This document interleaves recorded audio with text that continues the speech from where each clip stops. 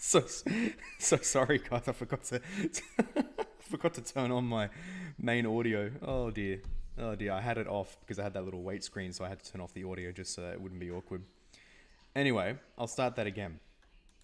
I've completed the game before, but you can reoppress, as it's called, different settlements, so you can take them over again and blow stuff up. Really cool. And that's what we'll be doing. We'll be doing some experimentation with cool stunts, cool activities, and just fun in general. So, by the looks of it, on my end at least, the stream quality is looking pretty nice. I'm liking that. Oh man, very fun game. Oh yeah, and one of the DLCs has this jetpack. So the wingsuit's kind of, wingsuit's the wingsuit, but like reeling in with the wingsuit's kind of irrelevant because you just have this jetpack that just recharges instantly. But anyway, I'm thinking stream does look high quality. Good stuff, good stuff. I'm very happy with that. And the latency isn't that bad either. There's not that much lag happening with respect to how far behind the stream is to what I'm doing. I turned that up in Streamlabs, so it actually looks pretty decent. Now, I think if anyone has... oh, I just had to do that. If anyone has read the description, I'm gonna... because it is extremely relevant. Extremely relevant to this game's theme. I'll be talking throughout, and then more focused towards the end when I feel like calling it quits. Some good old Romans 13 and how, especially in this current day and age, the passage is highly abused by people who take the state to be their god. So, I'll discuss what it actually means, what it actually entails for us, and how it is not actually a blank check for the state to do whatsoever it wishes. So, I hope that's something to look forward to, but also this very fun gameplay. And you guys have no idea how happy I am that this stuff is going off without a hitch, because I've never had this opportunity before. This gaming setup is relatively new for me. I've never been able to do this before, so very happy, very happy with it.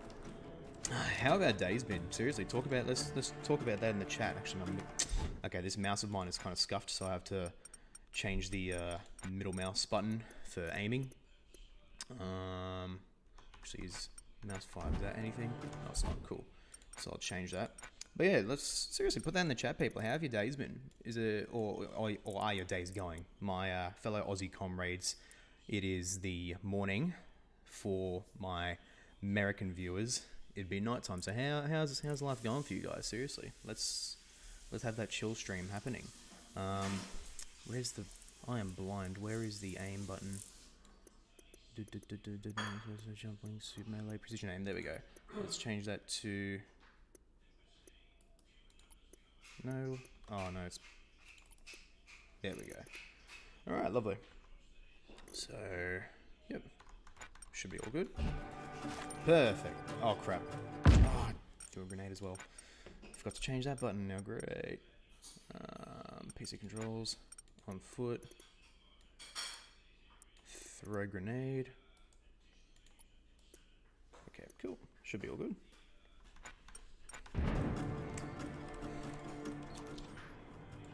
Oh no, that's already the... I'll say it again, my middle mouse button is scuffed and now I have to change everything because of it. I will... Actually, what's the... I'll put it back to its default control. PC controls. Fire out. I am blind. Cancel drop, precision aim. Select explosive. Let's put that back in. Oh, don't you dare. There we go. Would you consider civil protest unbiblical given that our government is set up to amend itself at the common consensus of the people? In other words, protest and sedition is sort of how part of our constitution works. Now, I've actually thought of that, yeah, with the United States, when people love to say, oh, but Romans 13 says you've got to submit to the government, whatever, in all areas, you're not allowed to do anything against it, but then it's actually part of the founding governing laws of the land to, when necessary, rebel against the state. That's how it is with the United States, so that's kind of a dilemma for people who...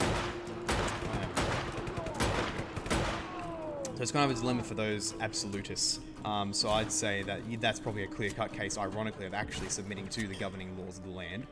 Although then they might just argue that those governing laws are unbiblical and that the government does have some form of absolute rights over the people, which is, of course, silly and tyrannical. Aerial strike team inbound. Aesthetics of this game, it's just... Oh, okay, those glitches. Well, ignoring those glitches, this game is otherwise very, very, very aesthetic. Very aesthetic and very fun. Okay.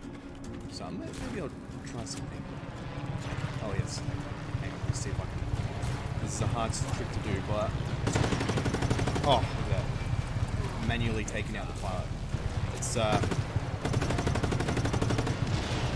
actually not that easy to do. I'm surprised that we know how to get it first go. Whoops. Caps lock. I don't want to kill my mobile data watching this mobile phone, but I'll rejoin once again. All good, mate. All good. Rest of you, what's your take on what he asked right there? Do you reckon that civil disobedience, given that in the United States it's actually part of their governing structure, that it's all G? I mean, I think even people without that, it's all G if what the state is doing. If what the state is doing is unjust. Is he going to hit the tank? No, just missed it.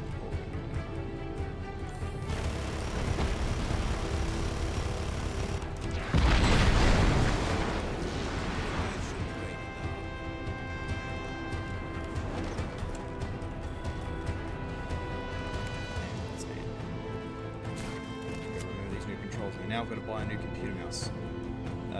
Might set that reminder. I'm going to do it Wednesday. Yes, Wednesday. Get my money.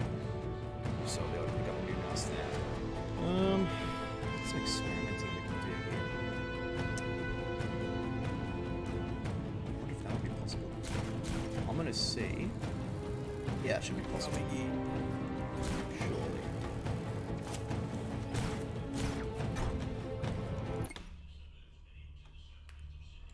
Let's see. Let's pull up. Sports car. Weaponized Serpente.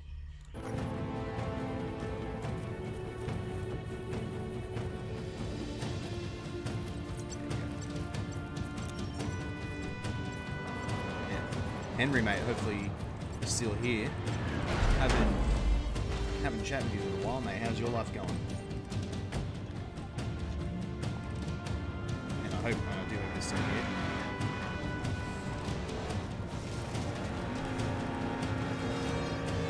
Because for some reason for me, the YouTube live watching numbers are just inaccurate. It constantly says one person's watching even when multiple people have been watching, which is kind of lame.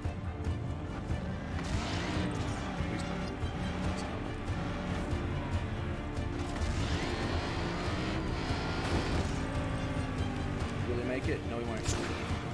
No, he won't make it.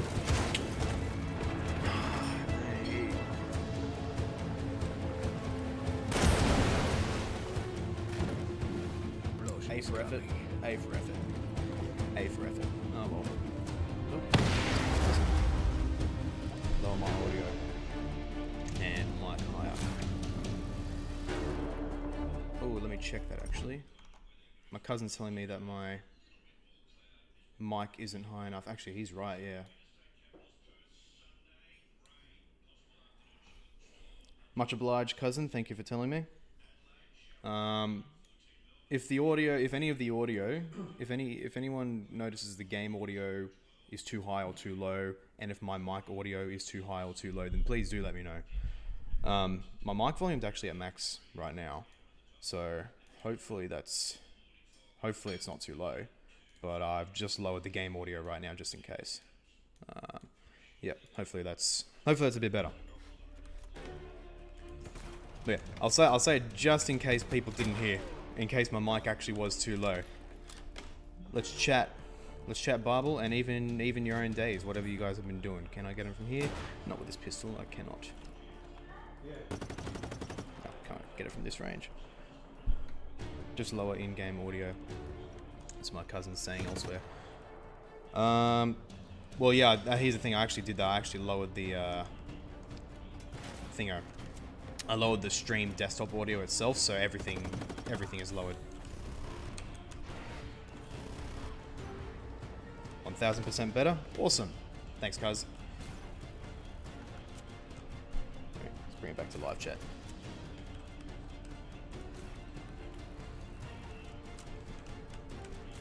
Done. I hope you guys are still here. Well, in which case, let's begin experimentation. So I'm thinking my first experiment. Middle mouse is scuffed, so I have to manually move this stuff. There is a fat bridge over here. And there's this bad cell. I'm going to repress it. What I'm thinking of doing is getting the massive jumbo jet in this game. Because with that jumbo jet, you can actually store vehicles in it. So what I'll do, and the bridges in this game are destructible, which is flipping awesome. I'm going to fly that cargo jet into the bridge. And then just before it crashes, I'll ride out the back with the vehicle and go speeding along towards this base, which will become an enemy base soon, and take it over. And God willing, it looks pretty darn good. So I'll move the setup right here. Okay, this little base belongs to the baddies now. This is the bridge I'm talking about. If you haven't played this game, you should. The bridge destruction is... that alone is worth it. That alone. It's absolutely beautiful. Let's see. Now we need to go to a suitable airport. Yeah, it's going to be difficult. I think the nearest one might be a while away.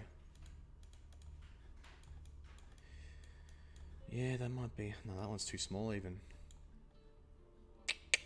Yeah, I might have to go with that one, although that's underground, I think.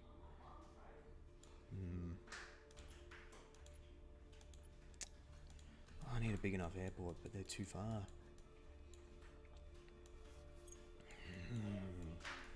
Actually, I think maybe... oh, those are enemy though now. It'll take too long for me to take them back.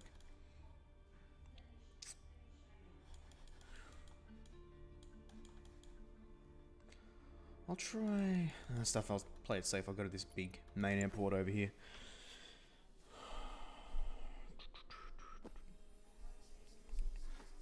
Alright.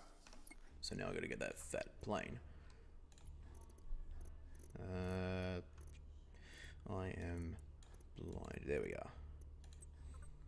The fat cargo jet. I love this thing.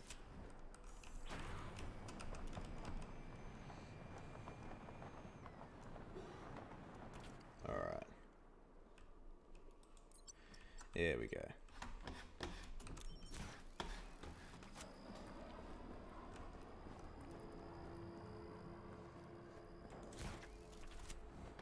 I'm hoping people are still here. Live chat isn't exactly popping.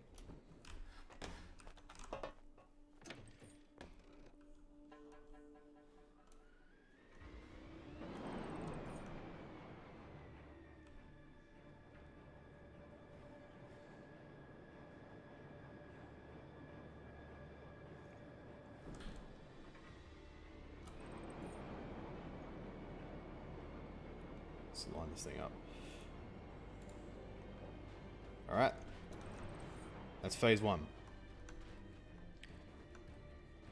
Now what we do is load up a car.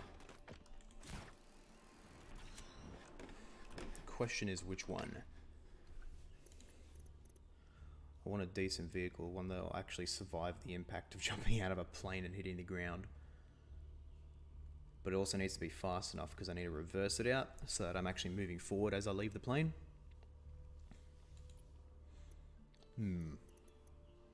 Actually, I know the perfect one. Yeah, I know the perfect one. The military vehicle with the turret on the back. It's fast and it's durable. Where is it? Why isn't it here? Oh, there it is. Lovely.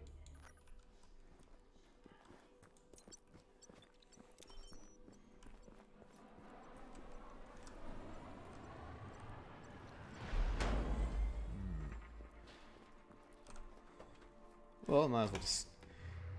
actually, what's this guy doing here? No, I don't want you guys here.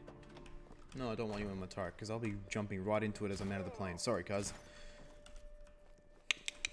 Unbelievable. Just dropping a guy in a container like that. Yeah, nice.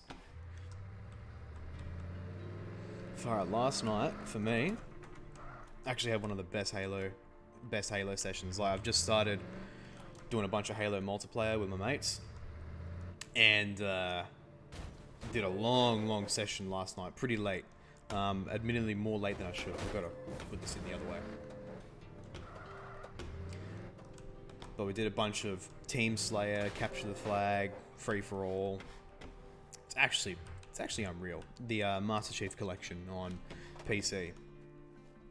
That Master Chief Collection is probably one of the best gaming deals you can ever get in your entire life.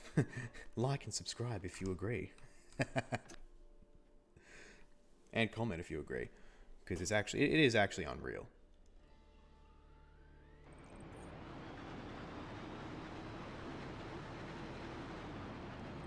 Alright, we're off the ground. So now, to remind people of the plan. We'll be taking this plane, driving into a bridge just behind an enemy base, but before we make impact... Oh crap, don't shoot me, don't shoot me, don't shoot me. Okay. Before we make impact, I've got to jump out of this plane in my vehicle. And I've got to be really careful with the ascent, because the developers are smart enough to make it that cars inside the plane will stick to the surface so it doesn't just bounce around everywhere like video game physics tends to do. But it can still, if you're not careful, go haywire. So I'm going to actually mark where I'm going. So I want to actually plan this approach quite carefully, because if you don't, you can come in at the wrong angle and everything gets stuffed up. I know that because I've done this before and I've messed it up before. So we're ultimately getting here where my mouse is, but before that we want to get a long run up at a good angle. So, and then turning, so I'll probably want to start turning around here. Probably be safe maybe over here. So we're going to beeline it straight for that. Ah, perfect. We're going to beeline it straight for that. 18 kilometers. And then we'll be able to make the turn. Oh crap. Now the good thing about this being such a long journey is that I will be able to look inside my cargo hold in case things are stuffing up, and judging by those sparks, something is happening. So I'm going to go check that out right now. Oh, just fell all the way back here. Oh, come on, don't do this to me, mate, don't. Oh, don't you dare. Don't you dare. Far out.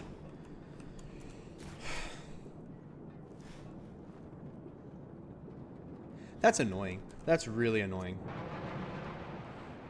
I'm gonna try anyway. I don't care. I'm gonna try anyway.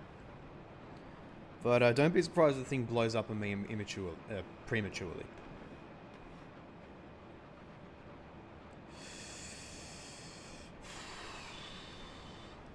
I mean, it's not smoking yet, so that's good. It's absolutely riddled and crumpled up, but the vehicle isn't smoking yet. As soon as a vehicle starts smoking in this game, you're in trouble. Oh, I need to go a bit higher.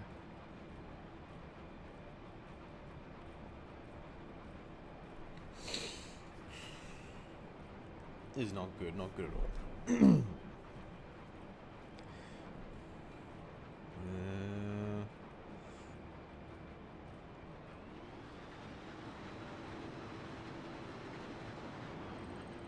Okay, so the boost, it's okay, I use the boost.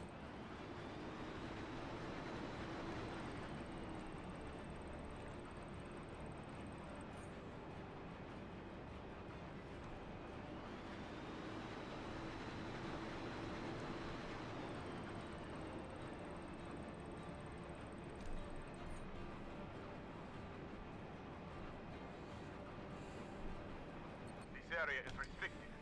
Leave immediately. You think I care, cuz? I'm Lebanese, you think I'm gonna follow those rules?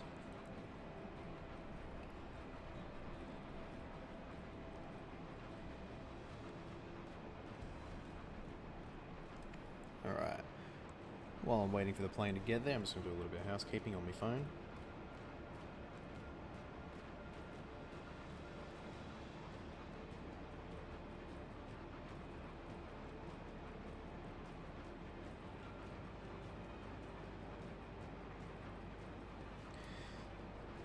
Alright. Let's share this again on my personal page just to make sure people see it. Like, hey, everyone when they're streaming, they gotta start small. I mean, I've never expected big crowds at an instant.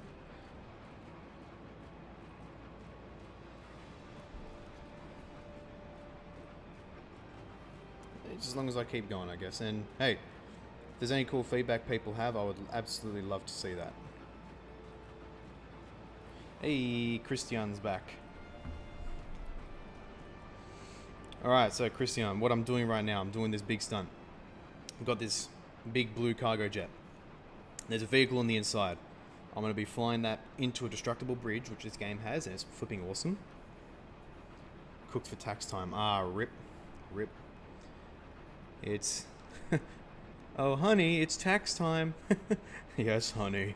And his face is just sucked dry. I mean, I wish I could say I feel the pain, because God willing, I haven't experienced the wrath of tax time just yet. But yeah, Christian, so I'm flying this plane into a bridge, and just before that, I'm driving my vehicle out the back and driving under it as the bridge is being destroyed. It'll be unreal. Assuming the vehicle doesn't blow up before then, because video game physics still have a little bit of a way to go before things don't spontaneously explode.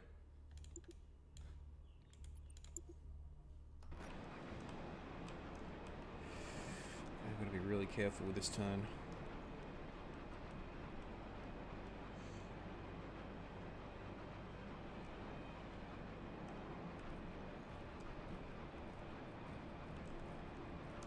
Game sound is a bit loud. Alright, I'll turn it down a little bit more. There we go. I need a dual monitor setup. I do. I really do. Like a very simple, dirt cheap second monitor. Probably not even HD, but okay, well maybe like 720p. But something which I can just manage stuff on the side. I mean, it goes without saying. Any video project you're working on currently? Yes, I'm currently working on an educational video on the fatherhood of God. How God is fundamentally father, not mother or something else. And it is blasphemous to call him something like mother. Okay, here we go. We're on the final approach. Aim. Alright, aiming is perfect. Oh, crap. Might not... Oh, crap, I might have stuffed it. Yep. Probably stuffed it. Unless...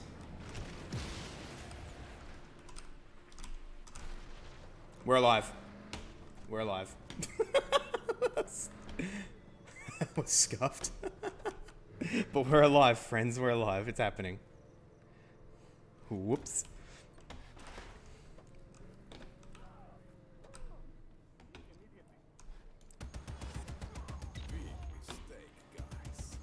Oh, man. Well, that was a bridge. That bridge is barely dented. I saw like one column fall. But nothing happened. A flipping cargo jet runs into it and it's like, bing, just bounces off it. Far out. That sucks. But anyway, yes. That was top tier game. Don't flatter me, mate. I mean, hey, it worked. It worked in the end. It was a bit rotted, but... Oh, man. But yes, a video on God's fatherhood. And looking systematically through the scriptures on how God is fundamentally a father. And it's not how...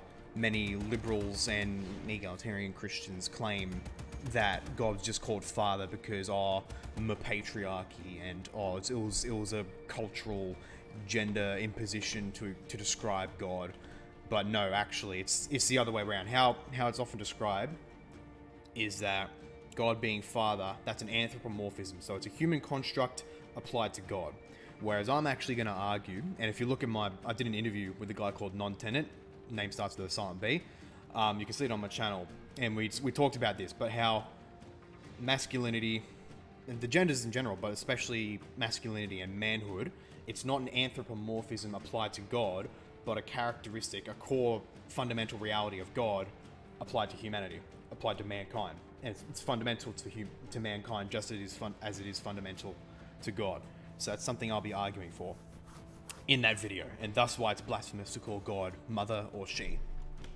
And hopefully with a lot of good academic quality, as I like to do. Oh, but... Well, that kind of worked. Yeah. Oh, look at the bright side of it. It did work. I did come out of the plane. I did come out of the plane in my vehicle. I was driving, and I did get to the bridge. But now we got to finish off the bridge. There's still the cargo jets. Ooh. This thing will be shooting at me soon.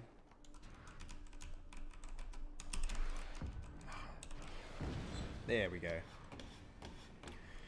Yeah, anyone who has played this game, you'll realize it's just how satisfying all this is, just flying around and shooting a missile at a massive bridge. And oh, look at that. Can I go under? Yes, no, I can't.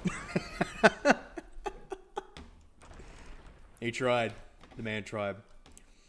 I mean, hey, what a miracle from God right there. He didn't splatter. I'm keen for this Romans 13 commentary. Absolutely, mate. Absolutely. I think I might even start a little bit chill of it a little bit of it right now. But I'll have like a focus thing at the very end when I'll probably pull up the text on the screen itself and like walk through it.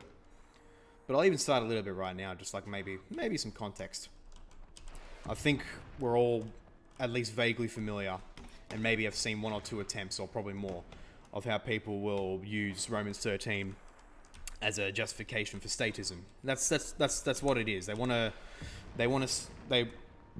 admit it. They'd probably deny the term, but that's in the end, that's what many people and so-called Christians, scare quotes, so-called Christians, that's ultimately what they're promoting, statism. When they say, oh, Romans 13, render to Caesar, do what the government wants, that's it. Now, of course, you press them on the logical implications of that claim. Well, what if Caesar says you're not allowed to preach the gospel ever? Then they'll say, oh, obviously not. Obviously not. That's an exception, because, you know, even the apostles do that in Acts chapter 5, when the Jewish authorities tell them to stop preaching. They say we must serve God rather than man. But then you ask them further, well, okay, if that's the case, if you admit that reality, then you admit that Romans 13 is not an absolutist, unqualified statement. It's not something that is so absolute that there's never an exception to the rule. And that's really the key of where you need to get these people who say that. You need to get them to admit that there's at least a situation or some situations where disobedience to government is not only permissible, but necessary. Honestly, sometimes it feels like the far lefty types want to change historic Christianity so much it would be simpler to associate with a new religion political idea. Honestly, sometimes I wish they'd just do that. In fact, no, all the time I wish they'd just do that. Make things clearer for everybody. Don't be the subversive little snakes that they are, many of the progressive types of so-called Christians. Yeah, for them to be a new religion, yeah. But yeah, I kind of wish they would do that. Just be honest with the world. You're a new religion. You're not something new. I'm just circling around for no reason now. I'm going to go liberate this town. But yeah, it's pathetic. And it's not, here's the thing, it's not just the uber progressive leftist Christians who say this. Even many normie conservatives, he who has ears, let him hear, and let him understand what I mean by that.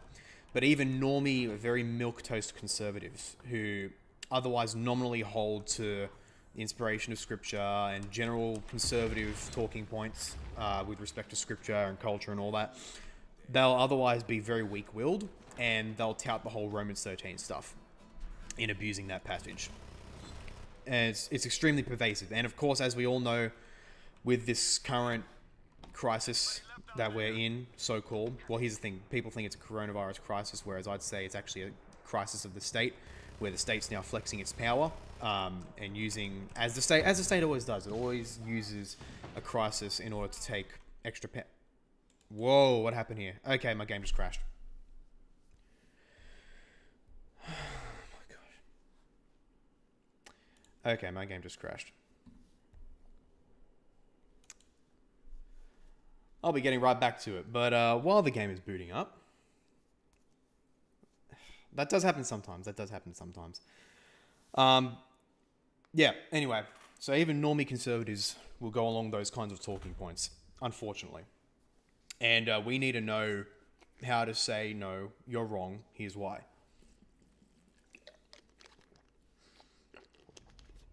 And more than just say that they're wrong, because another thing that many conservative commentators get wrong is that it's enough just to win the rational argument and that's it.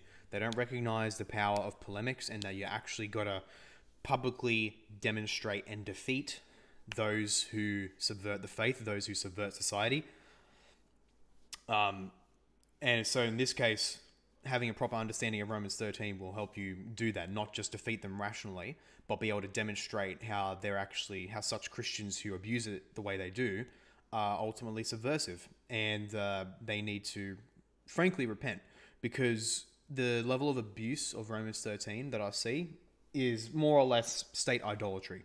It's taking render unto Caesar what is Caesar and giving Caesar and render unto God what is God, and giving Caesar the power to define what belongs to himself and what belongs to God. Which there's my favorite quote from a good Reformed pastor I like to follow, Pastor Douglas Wilson, if anyone's heard of him. And he actually said a quote along those lines. I'm probably not going to get it word for word, but he said, our Lord said to render unto Caesar what is Caesar's and to render unto God what is God's. What Caesar does not have is the power to control what belongs to him and what belongs to God. So when people tout scriptures like that, render unto Caesar in Romans 13, they're actually assuming without argument that the state has the right to define what belongs to itself. They don't realize it, but they're unwilling statists.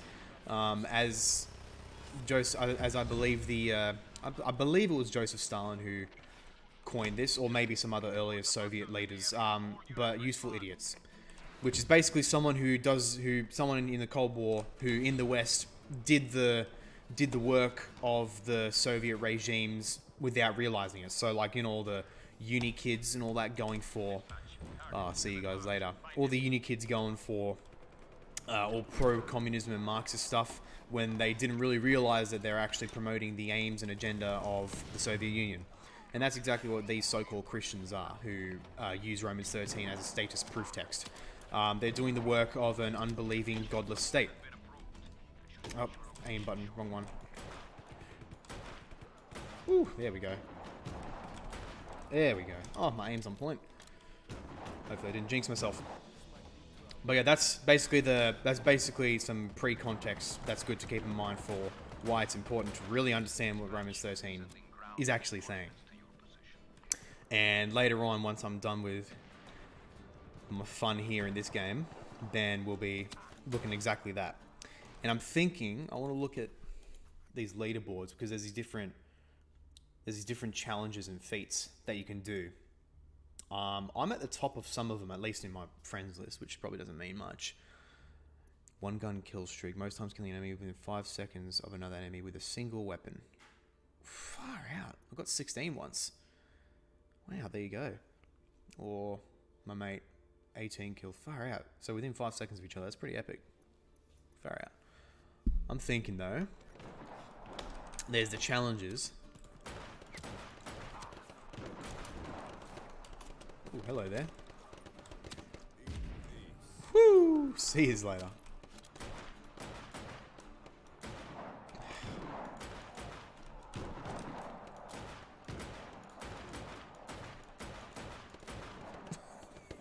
Team kill.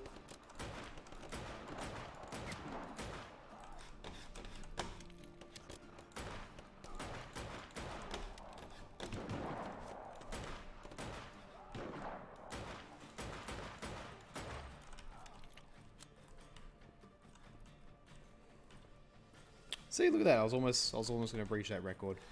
Oh well. Oh well. Hey, more ammo. Okay. Let's look at some of those challenges. I think those weapons challenges in this game, they are fun. They'll test your speed, your accuracy. Come on, can you zoom out, mate? Hello. Thank you. Ooh, destruction challenge. Shotgun frenzy. Nah, got a decent score there. Any shooting challenges that I haven't 5-starred? I think I have. I think I've 5-starred them all. Because I'm just that good with shooting in games. But let's see. Any that I haven't done? No, I think Driving challenge, wingsuit. There's a lot of wingsuit challenges. I don't feel like them now, though. But there is a destruction challenge that I haven't 5-starred, which is over here. So we're going to do that.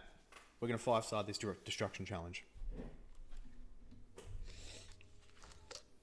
I asked at the beginning, but maybe the audio wasn't loud enough. How have our days been, or how are our days going for those of us Aussies in the morning? I'd love to hear. Get people more engaged and more happening in the live chat. What's the better shotgun? This one. This is the automatic shotgun. There we go. There's a good deal of strategy in these challenge modes here.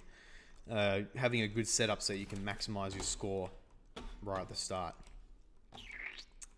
And the challenge of a shotgun challenge is that there's very little you can actually destroy with the shotgun, at least effectively. So, this is what you want to do. Hang on.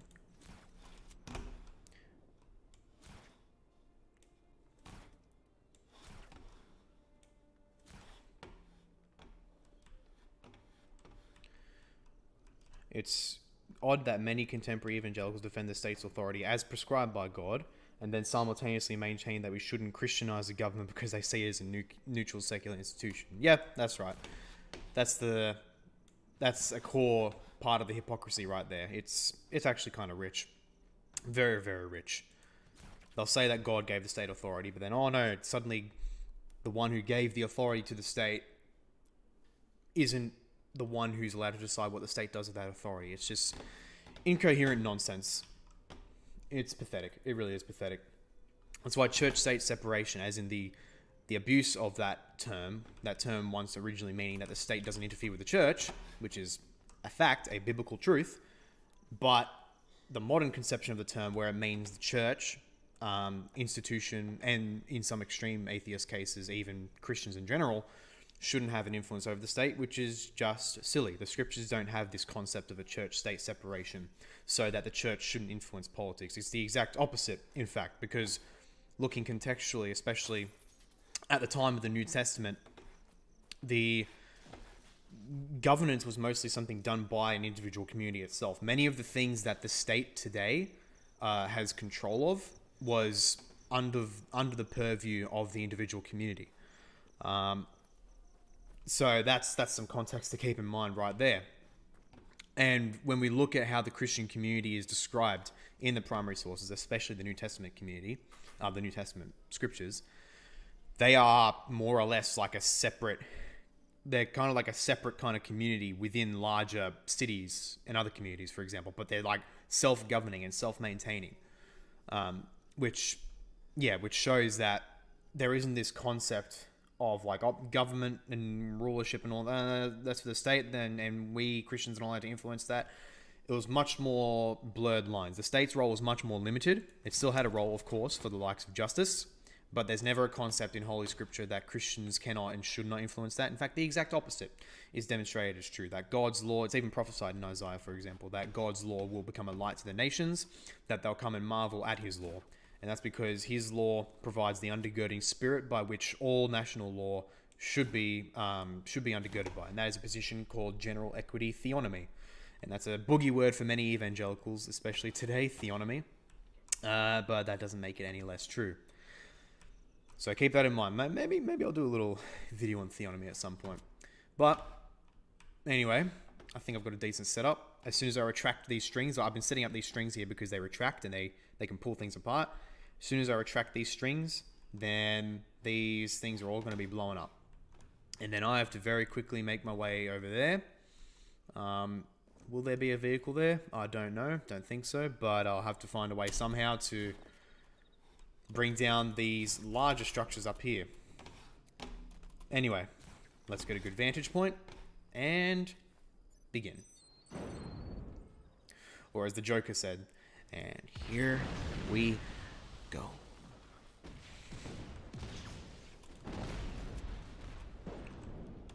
Question for my audience. Do we live in a society? I think we live in a society. And does this say a lot about our society? Okay, I just need to use a shotgun for this then. There we go.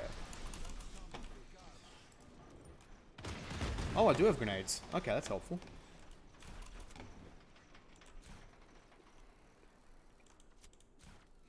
I would have to agree, we do indeed live in a society.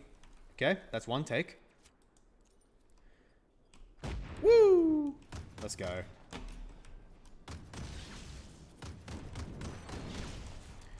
Come on, let's get 5 stars. Come on, why'd you miss that? Woo! Let's go.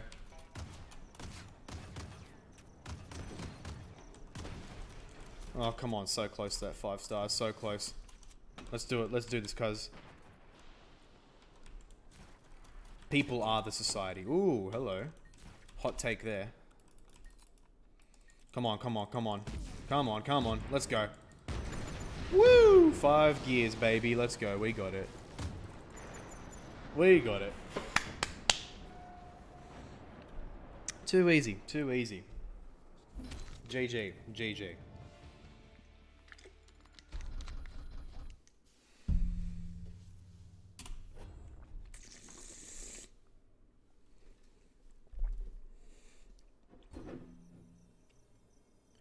I just realised I have a half-finished tea here.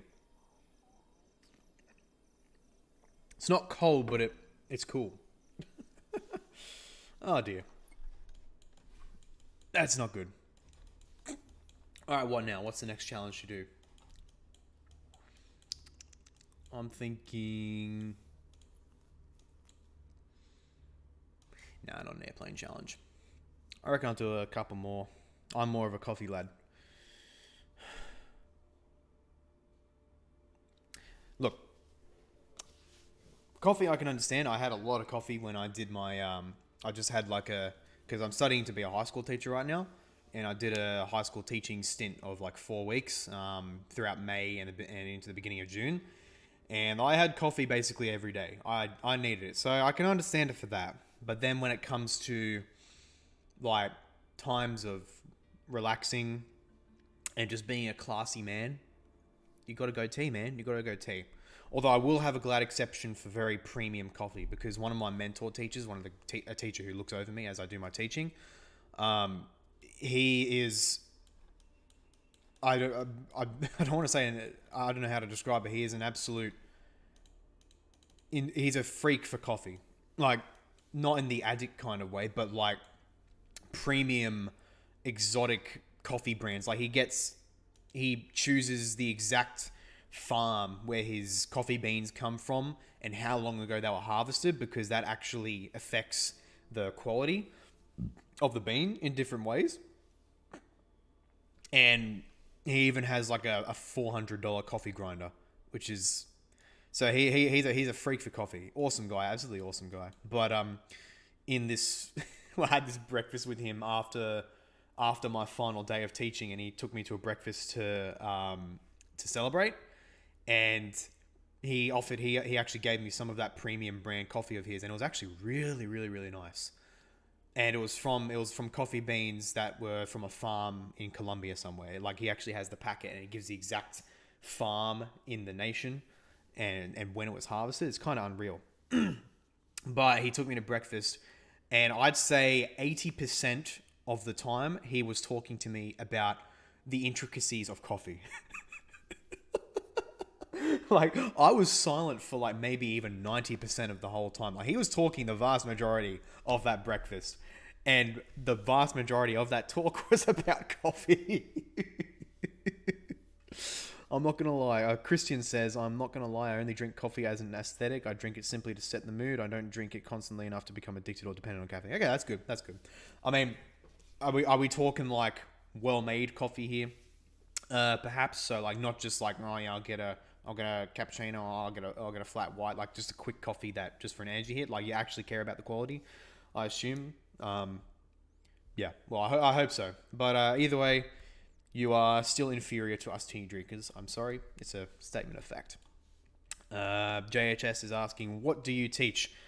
So technically I could teach anything, if I was hired, but we're given specific qualifications. Like we get to pick what specific subjects we're qualified to teach, and those subject decisions in our degree, in my master's degree, you actually need to have prior qualified learning on that subject.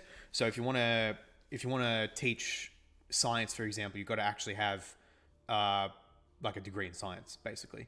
If you want to do what I do, if you want to teach studies of religion and history, then you've got to have relevant degrees in that. I have a Bachelor of Theology already, and that involves a lot of subjects, well, on religion, on theology, that's a given, but also on history, a lot of stuff on ancient history in particular, and church history. So those things qualified me to go for history teaching qualifications from grades 7 to 12, because this is high school or secondary school, as we call it in Australia. So yeah, those are the main things I'm qualified to teach, and I had to pick one more subject to teach. So I was like, I'll go for English. So I'm also qualified to teach English for years 7 to 10. So that's basically the stuff that I taught in my last teaching stint. I didn't get to do studies of religion because my school didn't have it. I wish I got to do the Christian studies, because Australian people would know, but Christian schools here in Australia, when there's like an actual confessional Christian school, they'll have a subject, they'll have like a Christian or biblical studies subject that's mandatory, but it's not graded because it's not part of the government mandated syllabus stuff, and it's not like marked in the HSC, which is our final 12th grade exam before you graduate.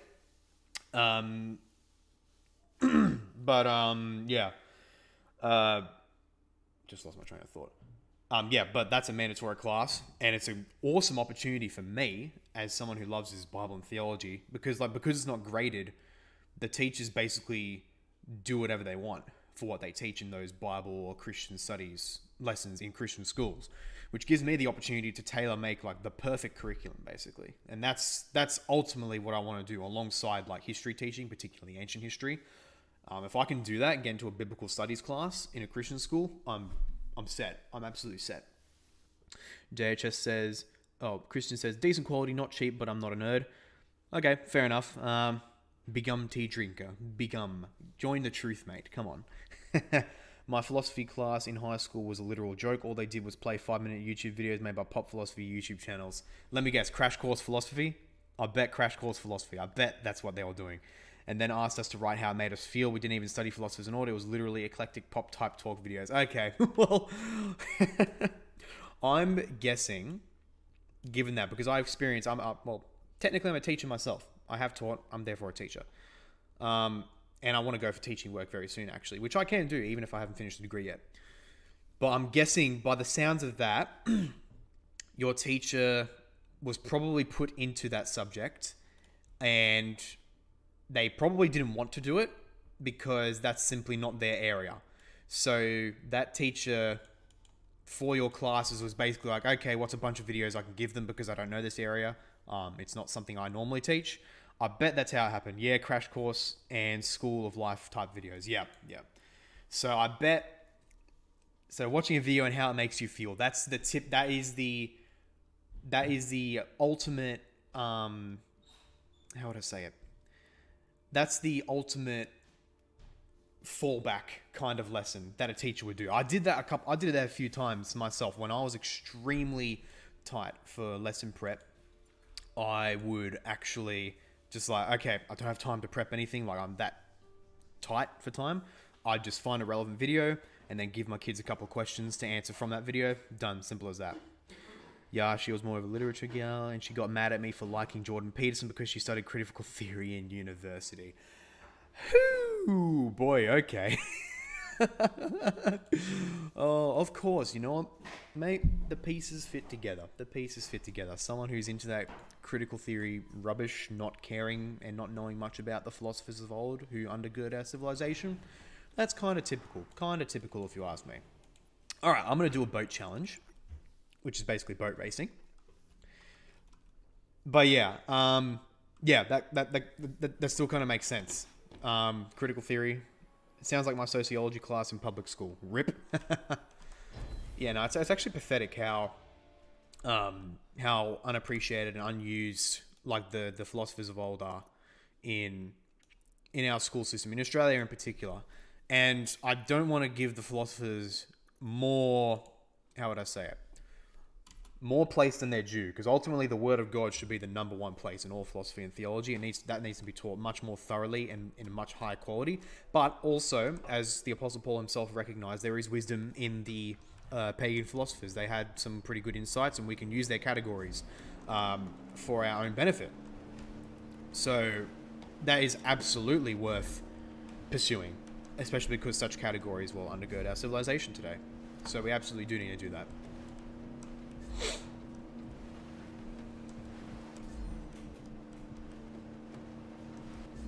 So looks like the watch count is actually working. It says we've got 5 people watching.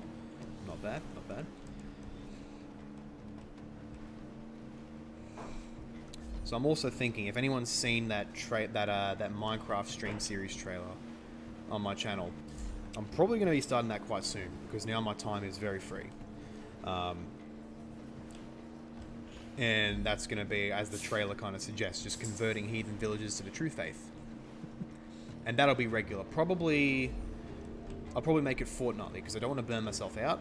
And I want to fit myself in, because I have other potential, like, generic kind of chill stream kind of ideas that I want to do alongside my gaming streams, as well as obviously making content. I don't want to burn myself out. Ooh, 5 gears. But yeah, keep on the lookout for that. That Minecraft stream series is probably going to be happening very soon. Once I'm more back into the rhythm of it, because I had to do a big break because of that teaching stint and a lot of assignments. Once I'm much more back into the rhythm of channel content and my viewership is higher and more regular, yes, turbo jump, then I'll be able to start this stream series and have a much more consistent viewership. All the videos they played also juxtaposed reason and faith. We never looked at anyone like Aquinas or Augustine. That's pathetic.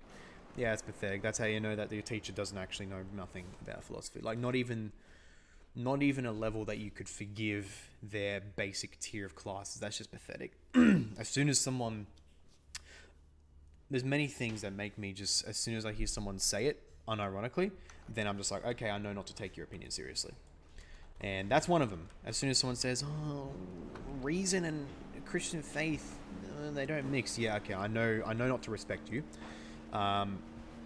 Because you don't consider that every single philosophical, epistemological system is ultimately based at some point on some kind of faith.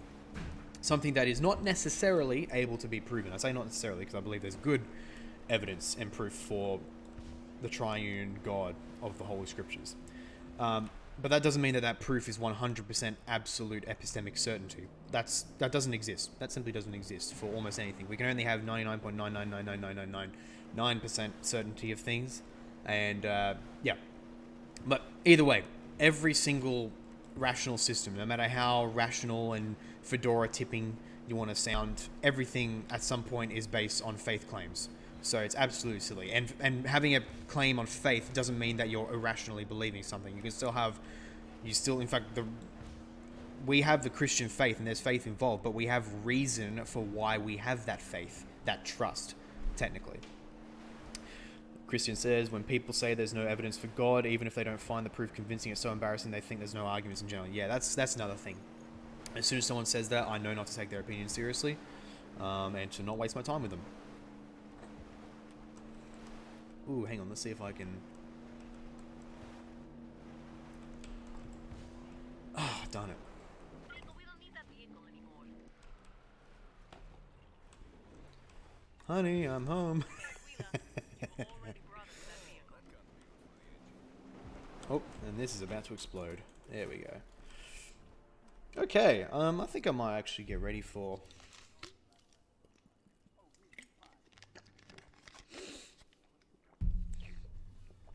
for Romans 13. So I'm going to pause this game for 1 second. Actually, give me 1 minute. I've got to go to the bathroom. It is right next to me. Once I'm back, I'm going to start setting up the text on the screen so that we can actually talk about Romans 13. And I'm thinking, if I've got time, I can give a little bit of a Greek lesson as well, which will help you out even more. So 1 minute.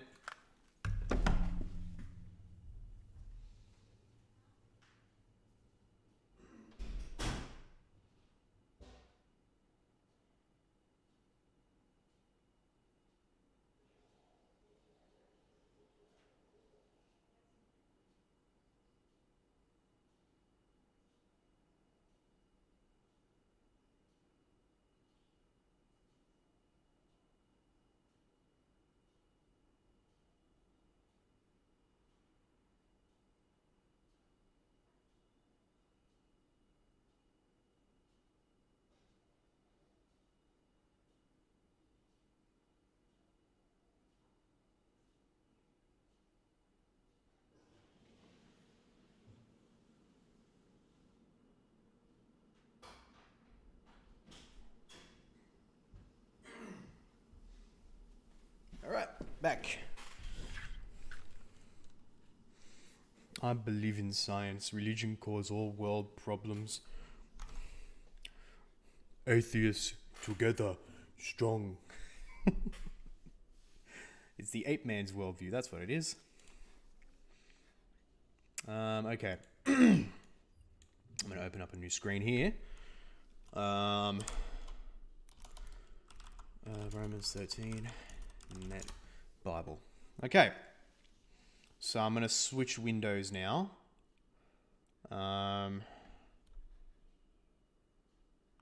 Actually, give me 1 second. Camera side plus window. Okay, there we go. Or camera half plus window. Camera.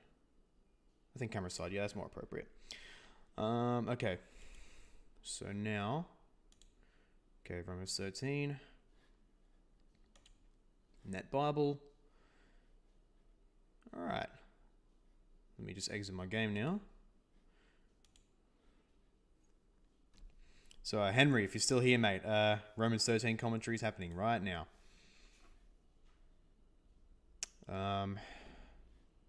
Oh, what a brain fart.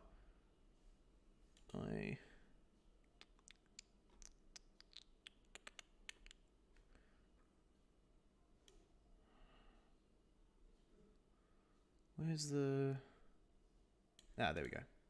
There we go. Lovely. I've been trying to teach myself Greek for a month or so from now. I have Mounce's textbook. Cool stuff. Good stuff. It's hard without a teacher. It's extremely hard. The ancient Greek language is extremely difficult without without teaching. Or without a teacher, rather. Actually, let's undo that. There we go. So the part of the screen's cut off, but that's okay. I'll actually, am I even able to do that? Don't think so. How can I remove this half? Actually, I don't know if I can even do that. Oh dear. Okay. How am I going to do this? Because the cool thing about the Net Bible website here is that you have the English over here, and then you have their base Greek text on the right side. Christian says, "How familiar are you with Greek?" I'd say between intermediate and advanced. My biggest weakness right now is vocab. And I say that because I'm trying to read much more than just the New Testament. Like, I believe the biggest mistake of how Greek is taught in like seminaries and Bible colleges and all that is that it focuses only on the New Testament texts, which is a mistake. The language is much bigger than that. People should be reared primarily on the New Testament, I'll grant that, but also in the many other texts surrounding the New Testament from different peoples and places, because that's how you ultimately learn a language, by getting exposed to it from many angles. So I'd say I've got a decent knowledge of it. My vocab is still in need. When it comes to the New Testament particularly, church in 20 minutes, sorry, was just getting in car. Oh, okay. Well, if the commentary takes a little bit longer than that, I don't know if it will take that long, but apologies if it does, but hopefully you'll be able to rewatch it anyway, Henry. Christian, you a Seventh-day Adventist? No, I'm not. Very random question, but no, I'm not. Anyway, I'm trying to... How am I going to do this? Because there's the two halves of this. You know what? Actually, maybe I can do that. No. Maybe I can do this.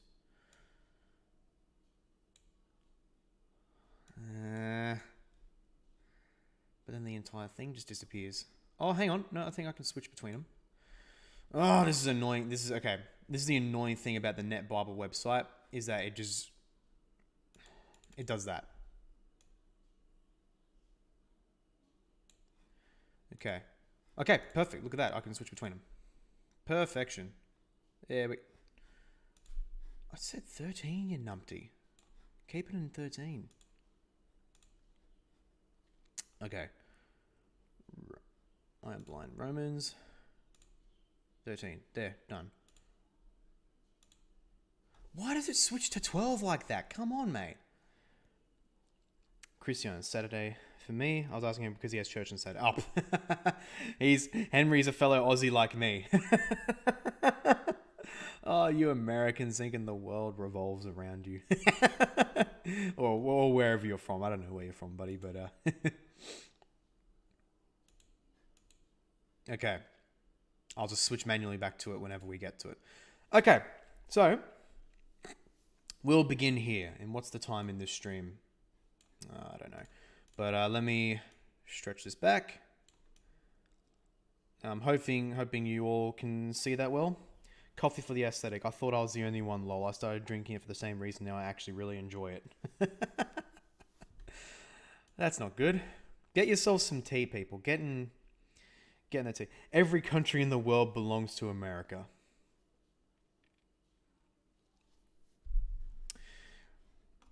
Lebanon, mate. Lebanon, superpower 2022.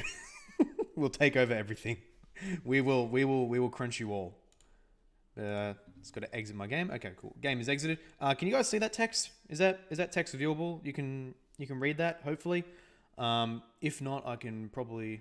In fact, I probably will zoom in. I haven't done this before, so...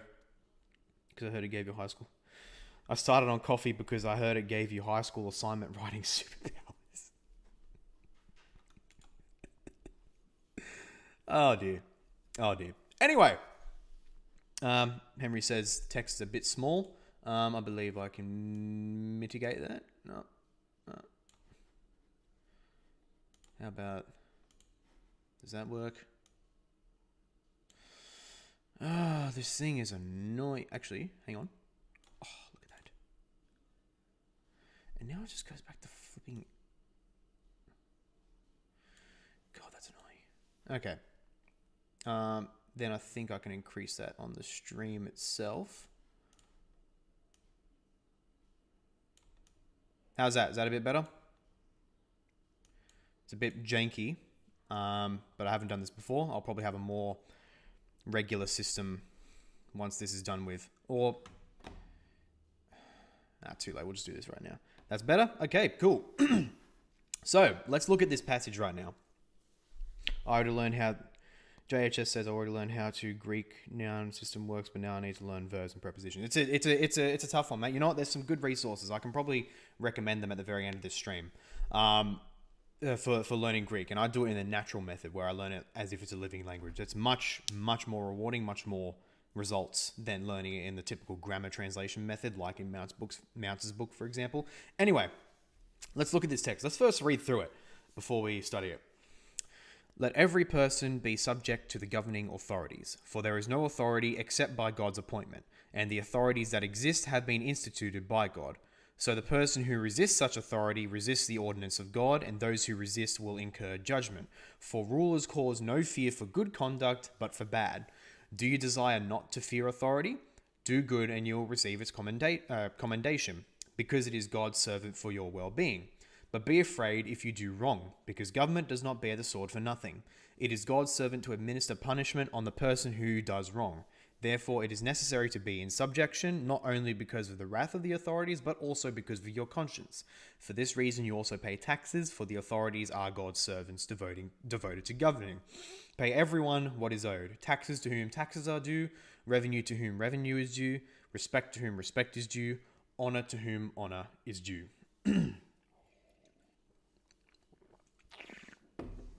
So, some initial thoughts. Christian says, verse 3 condones the death penalty. Now, as someone who's very fervently for the death penalty as something that is a just institution established by God, verse 3, it may be referring to the death penalty, but I've heard another argument, and it did seem like a little bit of a stretch at the time, but actually it does kind of make sense, where it refers to the sword not necessarily as a method of execution, because I don't know how common that was in the ancient world, although I think it did happen, but mainly as the sword of the weapon of maintaining justice. So not necessarily for execution. Paul isn't necessarily referring to that in verse 3, but just the general use of the sword as something that maintains order and justice. I believe it's quite clear that Paul, being someone who observes the Torah, would not in principle at all reject the death penalty. And in fact, he, in Acts chapter 21 or 25, somewhere there, when he's before a Roman governor, at least I believe he's before a Roman governor, or before the Jewish authorities, and he actually quite heavily implies that the death penalty could be okay. It would be permissible and just for him to be executed if he actually did what he was accused of doing. I forgot the exact passage. You could probably find it, but it's a very clear one that in Paul's mind, the death penalty is not wrong in principle. I'll move this down just a little bit. Anyway, first thing we've got to realize here is how quite blunt and general Paul's statement is, and this is the start of how we find that the status exegesis is just wrong. It's awful. JH says like military and police, law and order. Yeah, that's right. That's how the sword would be used. That's how I believe the sword is being referenced here. But first, we've got to notice is how general and how absolute that this statement is, and that's the core of how we'll find that the status exegesis of the passage simply does not work. Paul says, where was the exact spot? Do you not desire to fear authority? Do good and you will receive its commendation because it is God's servant for your well-being. But be afraid if you do wrong because government does not bear the sword for nothing. First thing to recognize is that the role of government in the ancient world, even in ancient Rome where government was much more expansive than many other states, its role compared to us today was extremely, extremely limited and almost exclusively, in fact, dare I say exclusively, towards the maintenance of justice and order and peace. So likely the vast majority of the actions of the state in the day-to-day life of ancient Rome were proper and appropriate in administering justice. It obviously doesn't mean that they were totally just. For example, the permission, the allowance in Roman law and custom for fathers to throw out newborn infants on the street if they don't like it. So there are obviously big injustices there, but otherwise, for what the government positively did, it was more or less almost entirely for justice. So that's the first thing to recognize. The second thing to recognize is that Paul would clearly, anyone would be clearly remembering that the state is not necessarily the good guy in everything. Unless you want to impugn Paul as the greatest idiot on the planet, and an absolute status, which he obviously was not, given how he raises Christ well above Caesar, then we need to recognize that what Paul here is saying, there's actually a technical term for it, something that is a nomic statement, N-O-M-I-C.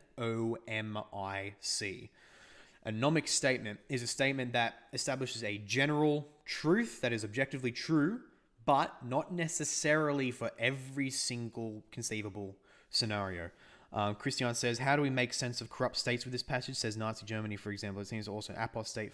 Well, this is exactly what I'm talking about right now. It is a nomic statement, one that is generally true.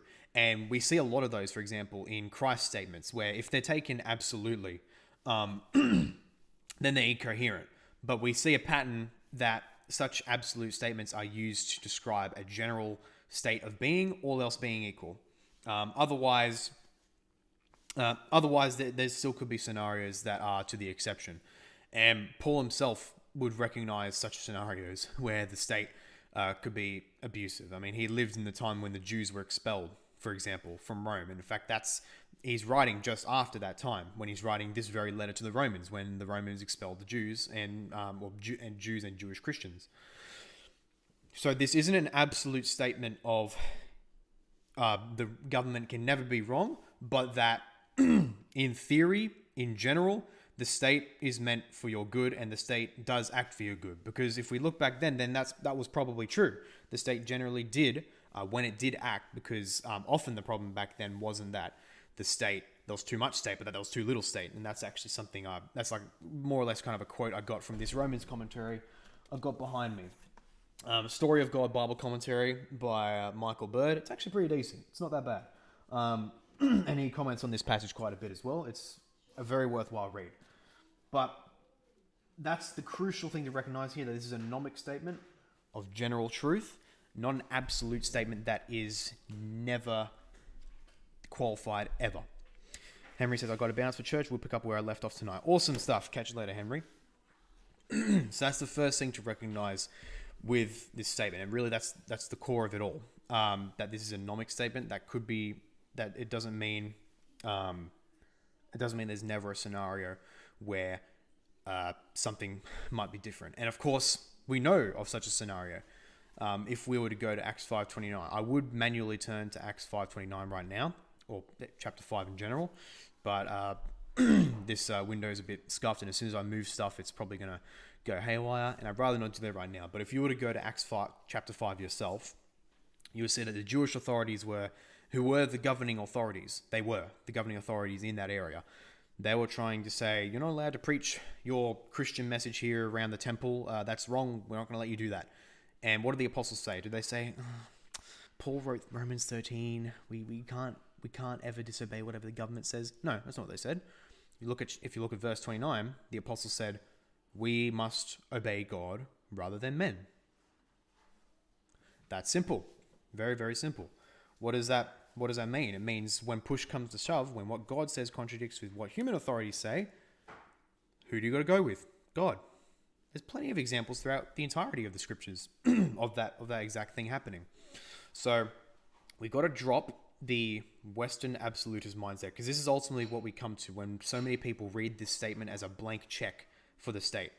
JH says, so you should give us a library tour sometime. I thought of that, and I'm thinking once it's a little bit bigger, because I'll be moving to another room soon, God willing-ish, where I can put more of my books that I actually have up, then I probably will give it to it. But anyway, when we drop this Western absolutist rationalist mindset, where we take a statement to its absolute literal logical extent and think it must apply therefore 100% of the time. But that's not how the ancients thought. The ancients didn't look at every single statement and carry it to its absolute theoretical logical extent every single time. And the Old Testament is replete, like Old Testament scriptures and non-Christian scriptures are replete with such examples where people will give an absolute statement that is describing a general truth, but it doesn't mean that they don't believe there's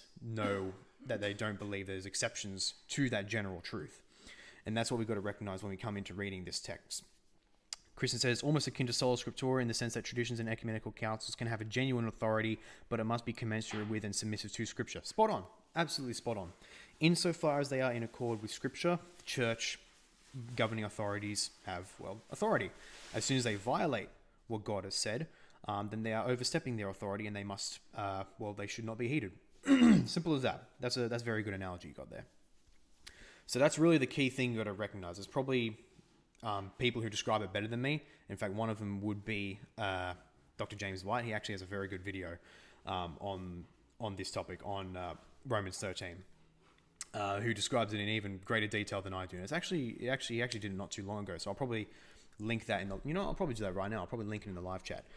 Let me go find it. Dividing line, because I've got the live chat on my phone here, so I'll post it here. Dividing line Romans 13.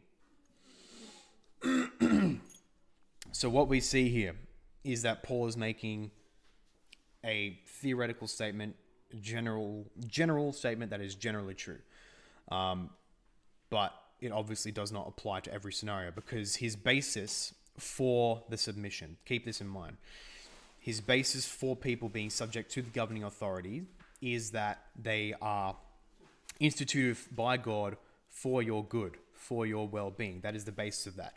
As soon as the government goes beyond that and starts harming you and starts opposing God, is this necessarily going to apply?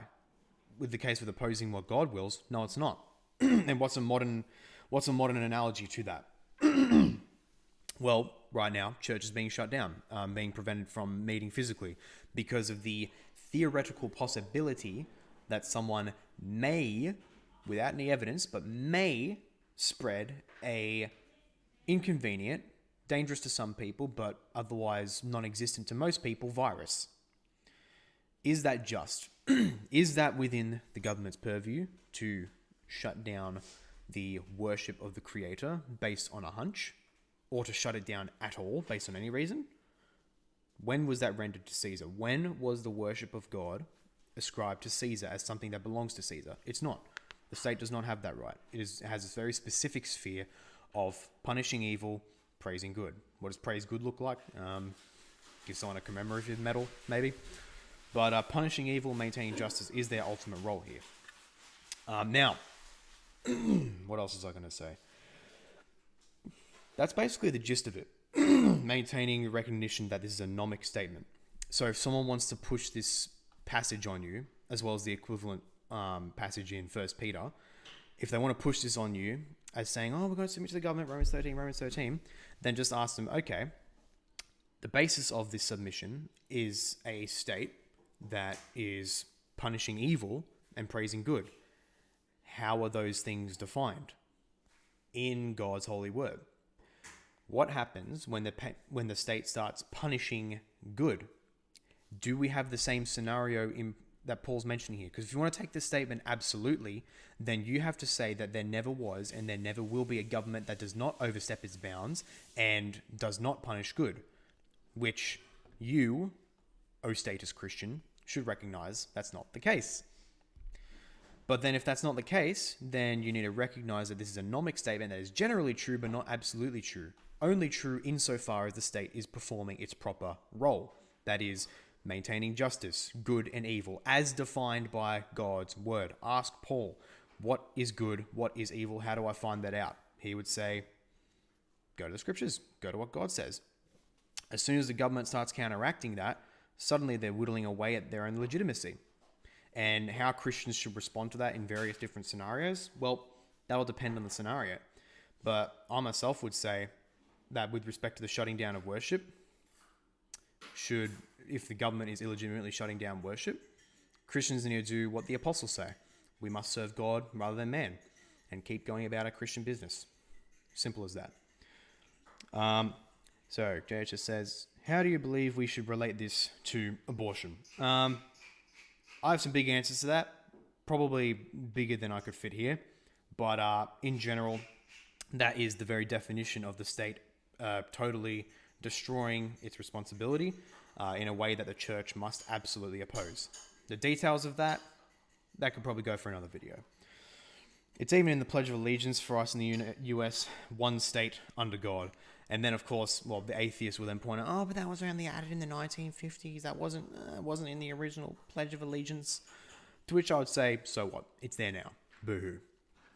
And, of course, just a cursory reading of the Founding Fathers, you would recognize that God and his justice and his law was, in fact, about the foundation of the United States Constitution and government in general. I even remember there was at least one case I heard referenced where it was actually one of the earliest Supreme Court cases in the United States, and one of the primary judges who passed it, I don't know if it was for or against, I think it was for, he actually quoted from the Torah as part of his legal judgment. So that's something to consider right there. Boom, argument over. Yeah, that's right. So hopefully, since it's a live format, I'm not exactly very scripted, so I probably repeated myself a few times, but hopefully you get what I'm saying. Hopefully you understand what I've been able to say, and then you can take it and use it, how I've explained the passage, and use it in your own context. As soon as someone brings it up against you, no, submit to government, Romans 13, then hopefully I've given you the tools and the argument to say, well, actually, no, this is not an absolute statement. This is not does not give the government the blank check to do whatever it wants.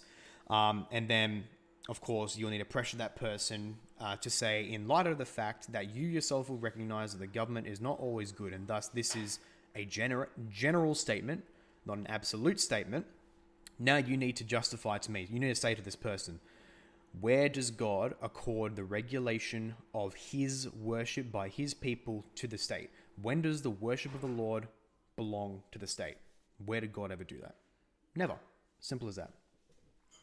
When atheists tell Christians they can't legislate Christian morality, but then forget that all legislation is someone's morality. All ideology is religion. All law is morality. Want an absolute woke take on this? Pick up The Institutes of Biblical Law by Rushdoony. And hopefully my buddy Daniel, who introduced me to Rushdoony, hopefully he's watching right now. Maybe. But he'd be excited to see that I have promoted Rushdoony. He basically establishes that right at the start of his book and maintains it all throughout, that there is no such thing as true secularism. All government, as soon as anyone has any kind of basis for law, which every state does, then that basis is their God. If God, if the Torah, if the Holy Scriptures are the core from which you base law, then Yahweh is your God. If secular liberalism is the basis on which you make your law, secular liberalism is your God. If Marxism is the basis of your law, Marxism is your God. There is no such thing as a godless system. Simple as that. Anyway, I think that kind of covers it. Again, apologies for being a little bit rambly, but hopefully you got something valuable out of that.